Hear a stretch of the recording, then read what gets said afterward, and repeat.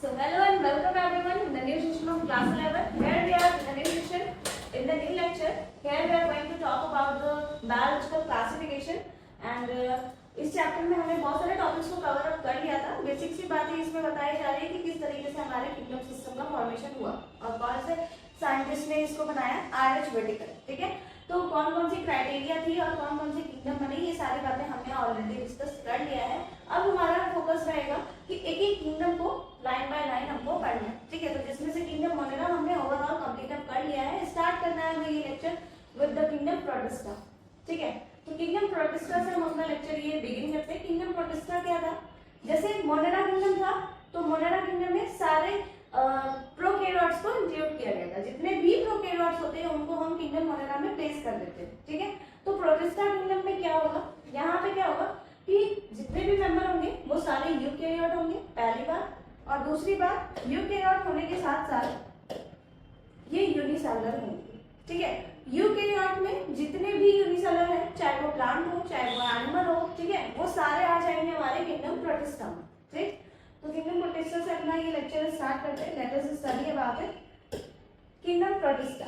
ठीक है, all single cell eukaryotes are placed under Protista. Single cell मतलब unicellular और यूकैरियोट, ठीक है, जिसकी न्यूक्लियस के बाहर डबल मेम्ब्रेन प्रेजेंट रहती है। तो ऐसे ऑर्गेनिज्म जो सिंगल सेल है और यूकैरियोट है, वो सारे ऑर्गेनिज्म कहाँ पे होते हैं? किंगडम प्रोटिस्टा में वो प्लेस्ड है। ठीक है, but the boundaries of this kingdom are not well defined. ठीक है, लेकिन अगर इस किंगडम की बाउंड्रीज के बारे में बात करें, मतलब लिमिटेशन, अनलिमिटेड तरीके से ये किंगडम हमारा प्लेस है। इसकी कोई बाउंड्री फिक्स नहीं है कि इसमें केवल इतने ही ऑर्गेनिज्म को प्लेस किया जाएगा, ऐसा डिफाइंड नहीं है। ठीक है, इसकी बाउंड्री बहुत ज्यादा वास्ट है। The kingdom are not well defined. ठीक है, why may be a photosynthetic protistan to one biologist may be a plant to another. ठीक है, यहाँ पे फोटोसिंथेटिक और सारे टाइप के ऑर्गेनिज्म को एक साथ रखा गया। बस क्राइटेरिया हमारी इस किंगडम में रखने की क्या है कि वो ऑर्गेनिज्म शुड बी यूकैरियोटिक। ठीक है, यूकैरियोट होना चाहिए और सिंगल सेल होना चाहिए। बस इन दो कैरेक्टरिस्टिक के बेसिस पे हमने ऑर्गेनिज्म को इसमें प्लेस कर दिया।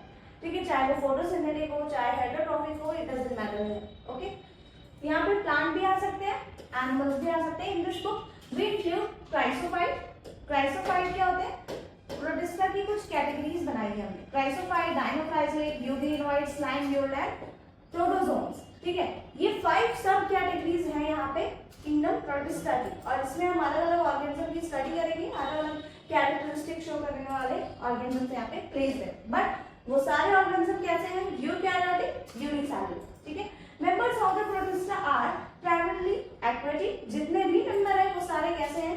एक्वेटिक है। ठीक है, मतलब वो पानी में रहते हैं। ठीक है, this kingdom forms a link between the other dealing with the plant, animal and fungi kingdom. मतलब क्या, ये एक ऐसा किंगडम है जो आने वाले 3 किंगडम से रिलेशन शो करता है। मतलब क्या रिलेशन शो करने का मतलब ये है कि अभी हमने किंगडम प्रोटिस्टा स्टार्ट किया, इसके बाद fungi, then plantae and then animalia. ठीक है, यहाँ पे जो ऑर्गेनिज्म बिलोंग करते हैं वो कुछ फंजाई के मेंबर से भी मैच करते हैं, कुछ प्लांट के एनिमल से भी, प्लांट किंगडम से भी मैच करते हैं, और कुछ ऑर्गेनिज्म जो है वो एनिमल किंगडम की तरह भी कैरेक्टरिस्टिक शो करते हैं। तो मतलब क्या कि आने वाले जो हमारे 3 किंगडम हैं अभी, उनसे ये किंगडम कैरेक्टरिस्टिक में मैच होता रहता है। तो इसीलिए इसको कहते हैं कि it forms a link between the all these 3 kingdoms. ठीक है, बीइंग यूकैरियोटिक, यूकैरियोट होने के साथ साथ the protistan cell body is well defined. ठीक है, and nucleus other membrane bound cell organelles. अब ये एक यूकैरियोटिक ऑर्गेनिज्म को इंक्लूड करता है किंगडम प्रोटिस्टा। तो यहाँ पे जितने भी ऑर्गेनिज्म होंगे वो कैसे होंगे? With well defined nucleus with double membrane structures. ठीक है, और सारे मेम्ब्रेन बाउंड सेल ऑर्गेनेल्स, जितने भी सेल के अंदर सेल ऑर्गेनेल्स है, चाहे वो mitochondria, Golgi body, AR, anything, whatever, सब कुछ एकदम वेल डेवलप्ड वे में प्रेजेंट होगा, क्योंकि ये क्या है? यूकैरियोट है। ठीक है, क्योंकि ये यूकैरियोट है इस वजह से। देन सब हैव फ्लैजुला और सीलिया। अब फ्लैजुला और सीलिया का क्या फंक्शन है? जैसे हम लोग को मोशन करने के लिए हमारे पास हाथ पैर है, वैसे ही ये यूनिसेलुलर ऑर्गेनिज्म को मूव करने के लिए, लोकोमोट करने के लिए इनके पास होता है फ्लैजुला या फिर सीलिया। ठीक है, ये कुछ ऐसे स्ट्रक्चर्स होते हैं जो फाइबर या प्रोटीन के बने होते हैं। फाइबर एंड प्रोटीन के बने स्ट्रक्चर्स जो लोकोमोशन और मूवमेंट में हेल्पफुल होते हैं। इनको कहते हैं फ्लैजुला और सीलिया। ठीक है, protist reproduce asexually and sexually, both method से ये रिप्रोडक्शन का प्रोसेस कंप्लीट करते हैं और यहाँ पे उनका सेल फ्यूजन होकर के जाइगोट का फॉर्मेशन भी होता है। मतलब यहाँ पे क्या है, कंप्लीटली अब यूकैरियोटिक मोड से ये रिप्रोड्यूस करेंगे और सेल फ्यूजन होगा, बोथ सेल फ्यूजन होकर के जाइगोट का फॉर्मेशन यहाँ पे होता है। तो ओवरऑल ये क्या है, ये किंगडम प्रोटिस्टा का ओवरव्यू। ठीक है, अब इसमें जो हमने सब कैटेगरीज को डिवाइड किया है उसको डिस्कस करेंगे, जो कि पहला है हमारा क्राइसोफाइट। क्राइसोफाइट्स क्या होते हैं, ये प्रोटिस्टा की हमारी फर्स्ट सब कैटेगरी है। ठीक है, इसके बारे में पढ़ते हैं। This group includes diatoms and golden algae, that is also called desmids. ठीक है, इस ग्रुप में क्या क्या प्रेजेंट है, डायटम्स प्रेजेंट है और गोल्डन एल्गी, जिसे हम डेस्मिड्स भी बोलते हैं। ठीक है, they are found in fresh water as well as marine environments, मतलब ये फ्रेश वाटर में भी रहते हैं और मैरीन वाटर में भी रहते हैं, बट सारे के सारे कैसे, all are aquatic. They are microscopic, वो माइक्रोस्कोपिक है, ऑब्वियसली यूनिसेलुलर है तो हमें ऐसे नेक्ड आई से विजुअलाइज नहीं हो पाता। ठीक है, तो ये माइक्रोस्कोपिक होते हैं। Float passively in the water currents, float मतलब जैसे जैसे वाटर हमारा मूव करते जाएगा, जिस भी डायरेक्शन में वाटर का फ्लो होगा उसी डायरेक्शन में ये फ्लो करके चले जाते हैं, इनका अपना कोई मोशन नहीं होता। ठीक है, वाटर का डायरेक्शन, वाटर फ्लो जिस भी डायरेक्शन में होगा उसी फ्लो में ये भी मूव करते चले जाएंगे, मतलब इनके पास जो है खुद का एक्टिव मोशन ये नहीं शो करते। इस टाइप के मोशन को क्या बोलते हैं, पैसिव मोशन। जब वाटर डायरेक्टली साथ में मोशन हो जाता है तो उस टाइप के मोशन को बोलते हैं पैसिव मोशंस। ठीक है, तो पैसिव मोशन जो है वो यहाँ पे होता है। प्लैंकटन वर्ड है, प्लैंकटन वर्ड का मतलब क्या होता है, प्लैंकटन। ठीक है, प्लैंकटन वर्ड का मतलब क्या होता है, ऐसे माइक्रोस्कोपिक प्लांट्स, ठीक है, जो एक्वेटिक एनवायरनमेंट में पाए जाते हैं उनको हम बोलते हैं प्लैंकटन। तो प्लैंकटन मतलब यहाँ पे प्लांट को रिफर करता है, plankton word refer to plants. ठीक है, प्लांट्स वो भी ऐसे जो माइक्रोस्कोपिक है या यूनिसेलुलर। ठीक है, माइक्रोस्कोपिक प्लांट्स को हम बोलते हैं प्लैंकटन्स। ठीक है, प्लैंकटन। फिर नेक्स्ट क्या है कि ये फोटोसिंथेटिक होते हैं, most of them are photosynthetic. जो मोस्ट ऑफ द क्राइसोफाइट की कैटेगरी में ऑर्गेनिज्म रहते हैं, डायटम्स और डेस्मिड्स, वो कैसे हैं, फोटोसिंथेटिक, मतलब इनके पास क्लोरोफिल का पिगमेंट भी है। In diatoms the cell walls are of two thin overlapping cells, मतलब यहाँ पे क्या है कि दो थिन ओवरलैप के फॉर्म में इनका सेल वॉल होता है। जैसे भी हम लोग प्लांट के बारे में पढ़ते थे सेल वाले चैप्टर में, तो हम बोलते हैं कि ये अगर हमारी सेल है तो इसके अराउंड ये सेल वॉल ऐसे है ना, पूरी कवर अप कर लेती है। लेकिन इनके कैटेगरी में क्या होता है कि सेल वॉल कैसे प्रेजेंट होती है, ऐसे ओवरलैप करके। सपोज ये एक है और ये दूसरी सेल वॉल, ऐसे ये एक दूसरे को ऐसे ओवरलैप करके रहती है। ठीक है, इस टाइप की सेल वॉल यहाँ पे प्रेजेंट होती है, जो कि किसकी बनी होती है, सिलिका की बनी होती है। तो ये होता है हमारा अपर पार्ट और ये lower part of the cell wall. Upper part को बोलते हैं एपिथीका, इसको कहते हैं एपिथीका, और इसको बोलते हैं हाइपोथीका। ठीक है, तो ये क्या है हमारा सेल वॉल ऐसे ओवरलैप करके रखती है, just like a soap box, looks like a soap box. Soap box की तरह ये अपीयर होता है। ठीक है, just like a soap box. Next क्या होता है यहाँ पे, which give fit together as like a soap box, यहाँ पे मेंशन नहीं है, सोप बॉक्स की तरह ये अपीयर होता है। ठीक है, the walls are embedded with silica, ये सिलिका की बनी होती है ये वॉल। सिलिका क्या होता है, जैसे सेलुलोज होता है प्लांट की सेल वॉल को बनाता है, वैसे ही ये इंडिस्ट्रक्टिबल स्ट्रक्चर होता है, बहुत ही हार्ड होता है ये स्ट्रक्चर, जिसकी वजह से ये सेल वॉल भी काफी ज्यादा प्रोटेक्टिव हो जाती है। और thus walls are indestructible, मतलब उसको ब्रेक नहीं किया जा सकता। ठीक है, वो ब्रेक नहीं हो पाती, इतनी ज्यादा टफ होती है। Thus diatoms have left behind large amount of cell wall deposits in their habitat। अभी क्या होता है कि जब डायटम्स की डेथ हो जाती है, ठीक है, एक टाइम आता है जब डायटम्स की डेथ हो जाती है तो वो ऐसे ग्राउंड सरफेस पे ऐसे कलेक्ट हो जाते हैं। सपोज ये ऐसे ग्राउंड सरफेस है तो डायटम्स ऐसे ऐसे कलेक्शन हो जाता है उनका। ठीक है, तो फिर ये क्या कर लेते हैं, पूरे अर्थ सरफेस को, जहां जहां पे इनका फॉल डाउन होता है डेथ के बाद, वहां पे ये पूरे सरफेस को कवर अप कर लेंगे। इस टाइप के अर्थ को फिर हम क्या बोल देते हैं, डायटोमिशियस अर्थ। ठीक है, फिर उसको बोलते हैं डायटोमीशियस अर्थ, डायटोमीशियस अर्थ। ठीक है, फिर उसे बोलते हैं डायटोमीशियस अर्थ। फिर नेक्स्ट है this accumulation over the billions of year referred as the diatomaceous earth. जब बहुत सालों तक इनका डिपोजिशन ऐसे ऐसे होते जाता है तो इनको हम बोलते हैं डायटोमीशियस अर्थ। ठीक है, ये जो सिलिका की इनकी बनी सेल वॉल है उसके बारे में कुछ बातें दी गई हैं कि जब इनकी डेथ हो जाती है तो उसको हम फिल्ट्रेशन पॉलिशिंग के पर्पस में यूज करते हैं। वो सिलिका की वॉल को पॉलिशिंग, फिल्ट्रेशन ऑफ ऑयल और सिरप की फिल्ट्रेशन में इनका यूज किया जाता है।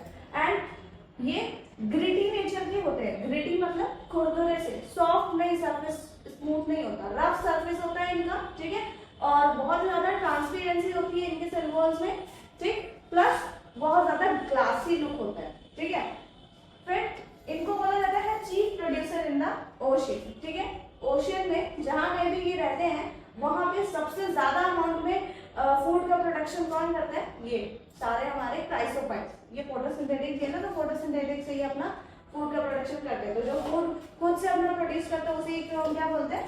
प्रोड्यूसर। तो चीफ प्रोड्यूसर हमारे ओशियंस के कौन है? क्राइसोफाइट्स। ठीक है, या फिर डायटम्स इनकी कैटेगरी में बोल दो तो ज्यादा एक्यूरेट हो जाएगा कि डायटम्स जो हमारे होते हैं वो क्या होते हैं? हमारे chief producer of the ocean. ठीक है, this is all about chrysophyte. ठीक है, क्राइसोफाइट के बारे में था। नेक्स्ट है हमारा डायनोप्लाज्मिड, यूग्लिनोइड, स्लाइम्यूल एंड प्रोटोजोन्स। ठीक है,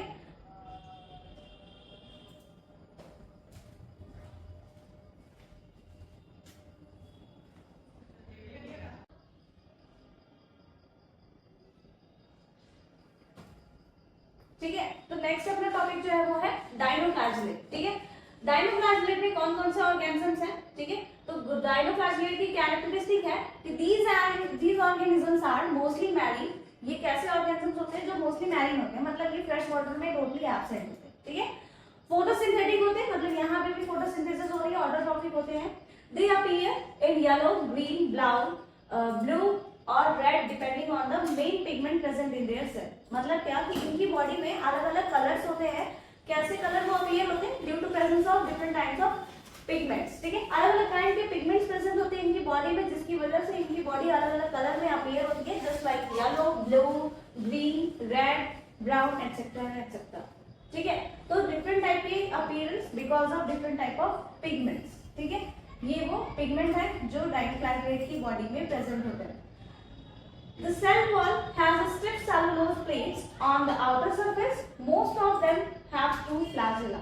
ठीक है, इनकी जो सेल वॉल होती है, अब इससे पहले हमने क्राइसोफाइट्स को पढ़ा था, वहां पे सिलिका की सेल वॉल थी जो कि indestructible, glassy and transparent nature की थी और ग्रिटी थी। ठीक है, यहाँ पे जो सेल वॉल होती है वो कैसी होती है? स्टिफ सेलुलोज की प्लेट्स होती है। ठीक है, मतलब सेलुलोज लेयर बाय लेयर इसमें कवरिंग बना करके रखता है ऑन द आउटर सरफेस, बाहर से। ठीक है, most of them have two flagella. यहाँ पे दो फ्लैजिला होते हैं, यहाँ पे दिख भी रहा है, ये फ्लैजिला ऐसा और ये दूसरा फ्लैजिला। ठीक है, तो इनकी बॉडी में दो फ्लैजिला होते हैं।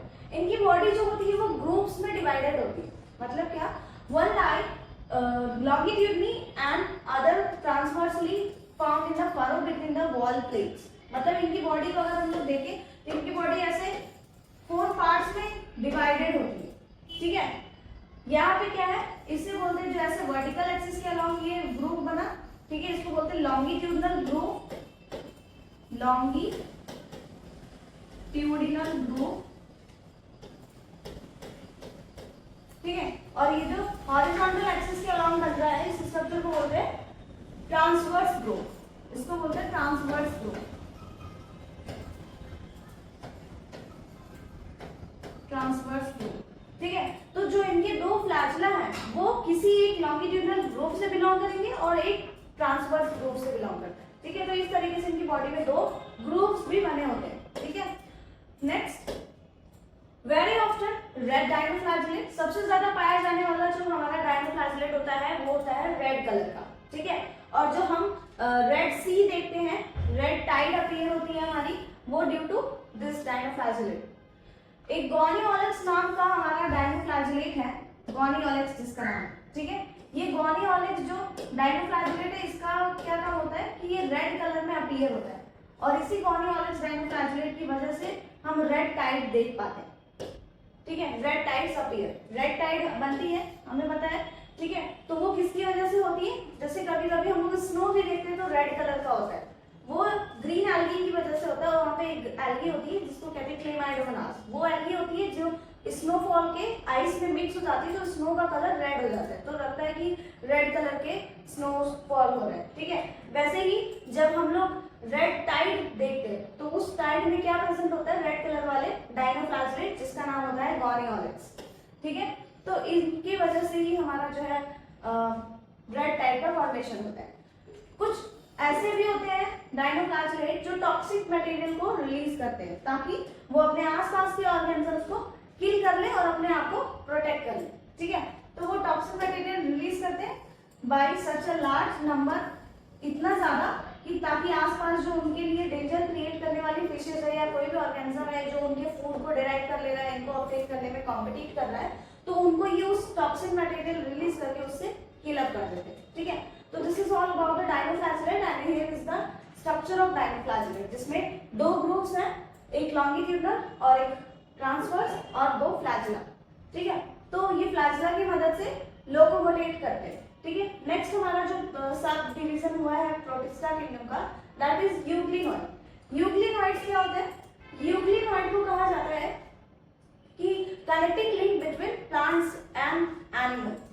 जैसे क्या कि ये वो ऑर्गेनिज्म है जिनके पास प्लांट की भी कैरेक्टरिस्टिक होती है और थोड़ी थोड़ी ये एनिमल्स की भी कैरेक्टरिस्टिक को शो करते हैं। मतलब क्या कि प्लांट से जब एनिमल का फॉर्मेशन हो रहा था तो वो एक सेंट्रल इंटरमीडिएट से पास होके बना, कुछ कैरेक्टरिस्टिक प्लांट्स की भी है, कुछ कैरेक्टरिस्टिक एनिमल्स की भी है, इसीलिए इसको बोलते हैं connecting link between plants and animal, ठीक है। Euglena, Euglena is the connecting link between plants and animal, ठीक है।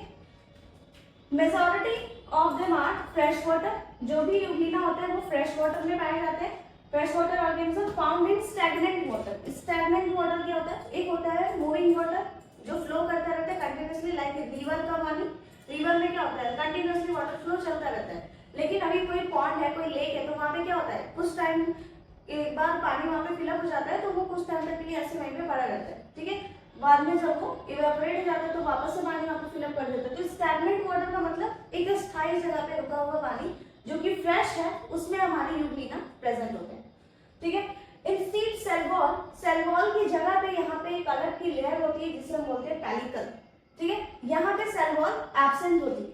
कुछ कैरेक्टरिस्टिक इसकी एनिमल से भी मैच होगी, कुछ प्लांट से भी मैच होने वाली है।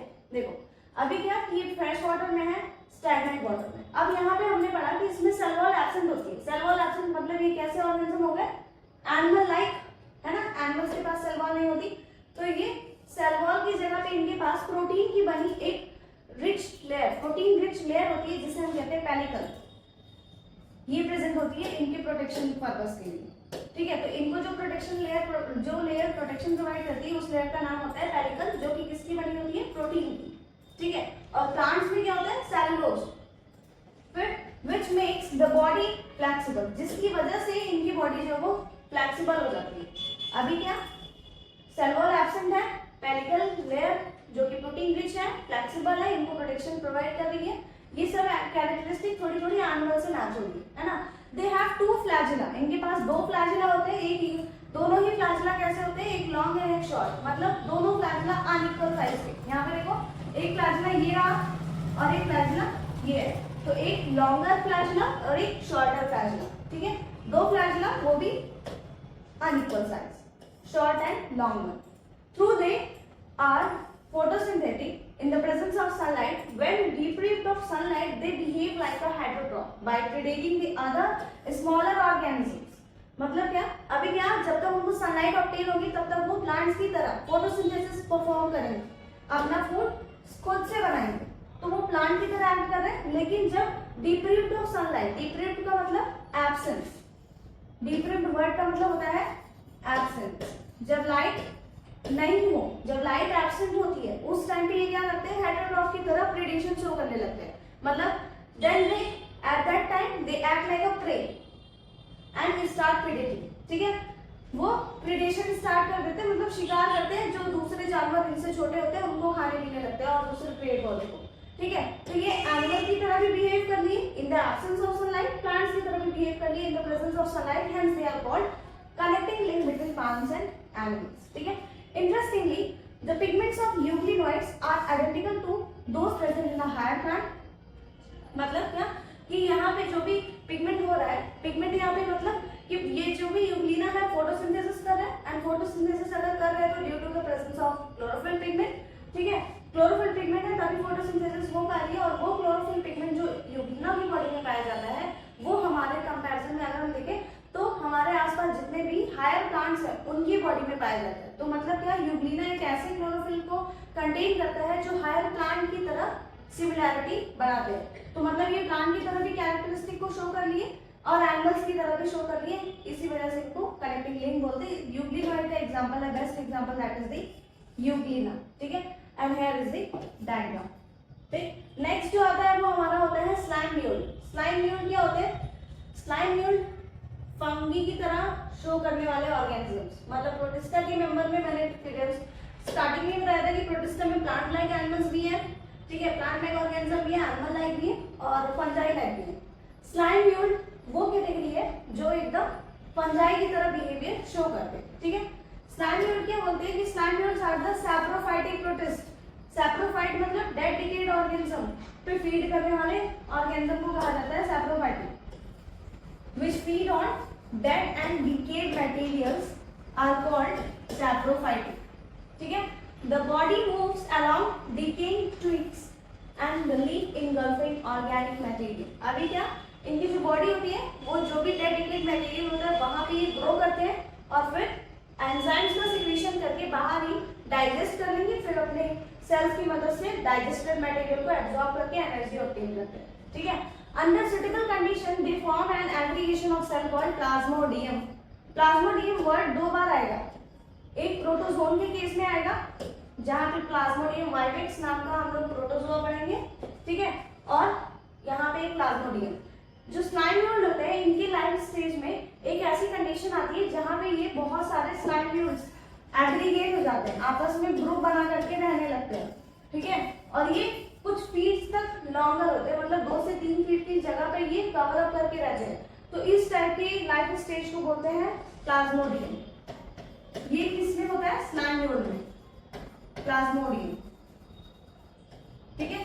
प्लाज्मोडियम एक लाइफ स्टेज होती है स्लाइम म्यूल की लाइफ साइकिल में, जिसमें बहुत सारे स्लाइम म्यूल्स एग्रीगेट हो जाते हैं और सेवरल फीट्स तक ग्रो करते हैं, मतलब कुछ फीट तक वो ऐसे ग्रो करके एक्सटेंड हो जाते हैं, स्प्रेड ओवर सेवरल फीट्स।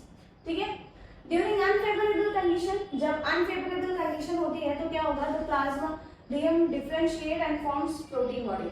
जब ऐसी कंडीशन जहाँ पे स्लाइम म्यूल रिप्रोड्यूस नहीं कर पा रहे, ग्रो नहीं कर पा रहे, तो वो कंडीशन को बोलते हैं अनफेवरेबल कंडीशन। और अनफेवरेबल कंडीशन में क्या होता है कि इस प्लाज्मोडियम से कुछ फ्रूटिंग बॉडी जनरेट होने लगती है। ठीक है। इस प्लाज्मोडियम से अलग अलग टाइप की फ्रूटिंग बॉडी ऐसे से जनरेट होने लगती है, और ये फ्रूटिंग बॉडी क्या करती है, इसमें बाद में स्पोर बनने लगता है। ठीक है। इसमें बाद में स्पोर बनने लगता है। ये फ्रूटिंग बॉडी ऐसे होती है, इसमें स्पोर बनने लगते हैं, और बाद में जब फेवरेबल कंडीशन मिल जाती है तो ये स्पोर जो है वो फॉल डाउन होंगे, जहां पे भी ये स्पोर फॉल डाउन होंगे वहां से एक न्यू स्लाइम म्यूल की बॉडी जनरेट होना स्टार्ट हो जाएगी। ठीक है। इस तरीके से जो स्लाइम म्यूल है वो अनफेवरेबल कंडीशन में रिप्रोड्यूस करते हैं। ठीक है। They form fruiting body and bearing spore at the tip areas पे स्पोर्स का फॉर्मेशन होगा, और फिर जब इनको फेवरेबल कंडीशन मिलेगी ये फ्रूटिंग बॉडी की मेम्ब्रेन ब्रेकआउट होगी और फिर इनको स्पोर से रिप्रोड्यूस करने का अपॉर्चुनिटी मिलता है। ठीक है। The spores possesses through walls. अभी देखो क्या कि जो हमारे स्लाइम म्यूल्स होते हैं इनके पास कोई भी सेल वॉल नहीं होती, लेकिन इनके स्पोर्स जो होते हैं उन पे सेल वॉल होती है। ठीक है। स्लाइम म्यूल की बॉडी पे सेल वॉल एब्सेंट है, लेकिन इनके स्पोर्स पे सेल वॉल प्रेजेंट है। इनके स्पोर्स के अराउंड सेल वॉल प्रेजेंट होती है। ठीक है।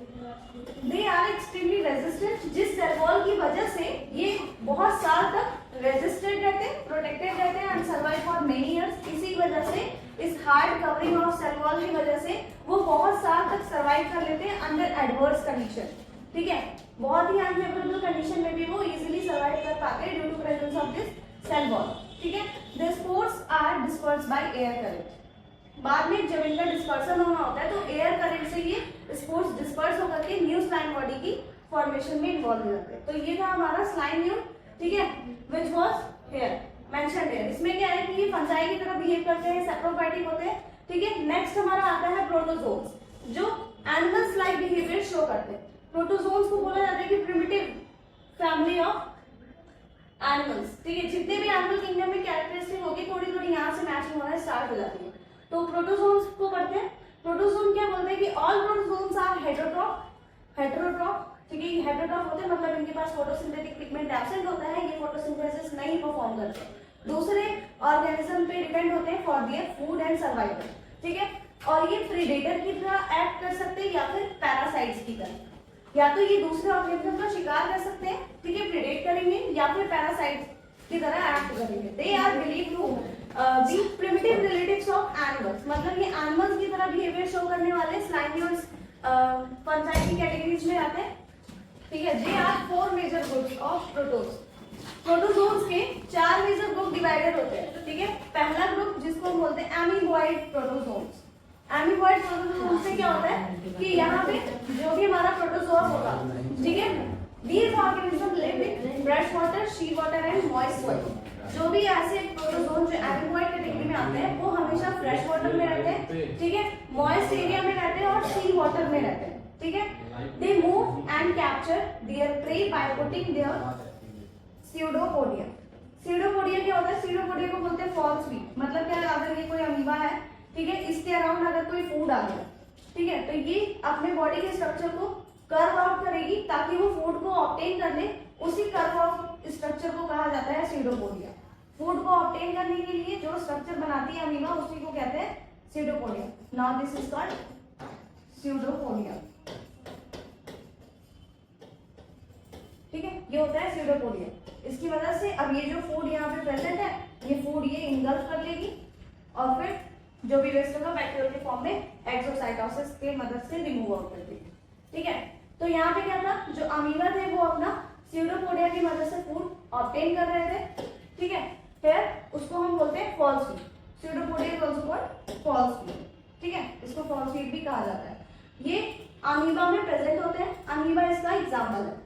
Marine forms of the silica shells on their surface. Silica हमको 2 जगह पे पढ़ने को मिला। एक क्राइसोफाइट्स में प्रेजेंट था, प्रोटिस्टा में क्राइसोफाइट्स जब हम लोग पढ़ रहे थे वहां पे सिलिका मिला था, और एक या मरीन वाले ये अमीबॉइड प्रोटोजोन्स में सिलिका की सेल वॉल प्रेजेंट होती है, ठीक है।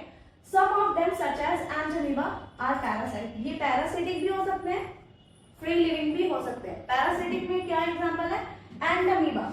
एंटोमीबा हिस्टोलिटिकस का कंप्लीट नेम होता है, जो इंडोपैरासाइट की तरह एक्ट करता है और ह्यूमन बॉडी को अफेक्ट करता है, ठीक है। सेकेंड कैटेगरी होता है प्रोटोजोन्स में फ्लैजेलेटेड प्रोटोजोन्स। ऐसे प्रोटोजोन जिनकी बॉडी में फ्लैजेला प्रेजेंट होती है विच हैव इन लोकोमोशन, ठीक है। The member of this group are either free living और पैरासिटिक। ये या तो पैरासाइटिक होंगे, मतलब किसी और ऑर्गेनिज्म से अपना फूड डिराइव करेंगे किसी अदर होस्ट बॉडी से, या फिर ये फ्री लिविंग होंगे, ठीक है। दे हैव फ्लैजेला, इनकी बॉडी में फ्लैजेला होगा। यहाँ फ्लैजेलेटेड वर्ड से ही पता चल गया, ठीक है। फ्लैजेला की मदद से ये मोशन शो करेंगे। Parasitic form cause diseases such as sleeping sickness. जो इनके पैरासाइटिक एग्जांपल्स होंगे, जो भी फ्री लिविंग होंगे वो तो डिफरेंट है, लेकिन जो इसमें पैरासिटिक मोड को फॉलो करते हैं वो हमें एक डिजीज कॉज करते हैं जिसे हम कहते हैं sleeping sickness, which is called by Trypanosoma. Trypanosoma एक टाइप का प्रोटोजोन है जो फ्लैजेलेटेड प्रोटोजोन की कैटेगरी में इन्वॉल्व होता है, और एक टाइप का इंडोपैरासाइट है जो स्लीपिंग सिकनेस नाम की डिजीज कॉज करता है। थर्ड कैटेगरी है सीलिएटेड प्रोटोजोन्स, ठीक है। सीलिएटेड प्रोटोजोन्स क्या होते हैं? ये एक्वेटिक होते हैं, इनकी बॉडी में सीलियास प्रेजेंट होते हैं। Ciliated protozoans, these are aquatic, ये aquatic होते हैं। actively moving organism because of presence of thousands of cilia। ये बहुत एक्टिवली मूव कर पाते हैं, मतलब फास्टली लोकोमोट कर पाते हैं क्योंकि इनके पास हजारों सीलिया प्रेजेंट होती हैं, ठीक है। They have cavity called gullet that open outside of the surface. मतलब यहाँ पे क्या है, इनकी बॉडी में ओपनिंग्स प्रेजेंट होती है जिसकी वजह से ये इजेशन और इंजेशन करते हैं, ठीक है, उसे हम गलेट कहते हैं। The coordinated movement of the row of cilia causes the water ladle with the food to be stirred into the gullet, ठीक है। सीलियाक मोशन की वजह से ही जो फूड है वो इनके गलेट्स के थ्रू इंजेस्ट हो जाता है। और यहाँ पे जो एग्जाम्पल है that is the paramecium. Paramecium यहाँ का एग्जाम्पल है। फोर्थ एंड लास्ट कैटेगरी है स्प्रोजोन्स। स्प्रोजोन्स में क्या होते हैं, ऐसे ऑर्गेनिजम्स आते हैं जो इनफेक्टियस होते हैं, मोस्टली ये पैथोजेनिक ही होते हैं। ठीक है, पैथोजेनिक का मतलब क्या होता है कि ऐसा कोई भी ऑर्गेनिज्म जो किसी भी ऑर्गेनिज्म की बॉडी में डिजीज कॉज करते हैं उन्हें हम पैथोजेनिक कहते हैं। ठीक है, includes diverse organism, it includes diverse organisms that have an infectious spore like stage in their life cycle. ठीक है, ऐसे ऑर्गेनिज्म को इन्वॉल्व करता है जिसकी लाइफ साइकिल में एक ऐसा भी स्टेज आता है जहां पे वो किसी और ऑर्गेनिज्म में डिजीज कॉज करते हैं। Most notorious is the Plasmodium that causes malaria, that is also called malaria parasite and which cause malaria in the organisms। ठीक है, प्लाज्मोडियम वाइवेक्स नाम का एक ऐसा प्लाज्मोडियम जो सबको मलेरिया नाम की डिजीज कॉज करता है, disease which has staggering effect on the human population. ठीक है, तो this is all about the kingdom protista. Next kingdom जो हमारा दैट इज किंगडम फंजाई, और फिर उसके बाद कुछ छोटे छोटे topics that is like virus, viroids. Fungi में भी काफी ब्रॉड डिस्क्रिप्शन दिया हुआ है about ascomycetes, phycomycetes and basidiomycetes. ठीक है, लास्ट में डिप्लोमाइसिटीज है। 4 क्लासिफिकेशन आपको फंजाई के कंप्लीट करने हैं। उसके बाद किंगडम एनिमेलिया का थोड़ा सा इंट्रोडक्शन, किंगडम प्लांटी का थोड़ा सा introduction and then virus, viroids, prions and lichen. ठीक है, so with this we are ending this lecture. In the next lecture we will complete about all the topics which are remaining. So if you have any doubt you can ask in your comment section. Thank you very much.